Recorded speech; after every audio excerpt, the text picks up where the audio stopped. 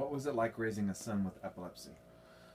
It was very different with the other children because I hadn't been around a child with medical problems and causing these type of seizures, so I really didn't understand what was going on at first. And to have to medicate and go to the doctor and do all the things that we had to do was a learning experience for me.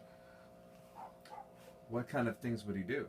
One of the things that it was so arbitrary when he would have a seizure and what would provoke him and bring him on, we weren't real sure. So it's when he would take off or come up missing, or we didn't know where he was, and he would turn around and he'd be gone. We would find him asleep somewhere or with his shoes off or somewhere that he wasn't supposed to be, and he was very disoriented when he woke up, which was terrifying and frightening for me because I was always worried about something happening to him while he was in that state.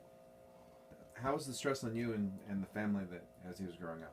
Well, between the doctor visits and the medications and all the appointments and things that we had to do, even when he was younger, getting a learning curve and education in epilepsy and seizures was kind of, it was a crash course for us because we didn't really realize how progressing, whether it was going to progress, how far it was going to last, if he would outgrow it, that we weren't getting a lot of answers at the time for a lot of things that they were just really, it was like a trial and error with the doctors and the medications, and it was just a long, grueling process.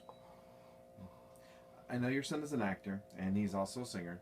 So after he moved away to pursue acting, how does that affect you in terms of the stress with your son being in New York and still having active seizures? Well, one of the things that I like about it is the fact that New York is orderly and with the streets and the way the city is laid out. So I always feel like that is better than using, say, driving or, him in his car or driving somewhere and having a seizure, which, would cause an accident or something. It seems to me that he would be a lot better in that environment because he would be able to function and move around a lot easier without all the limitations he would be if he was driving. And if you could wish one thing for him, what would it be?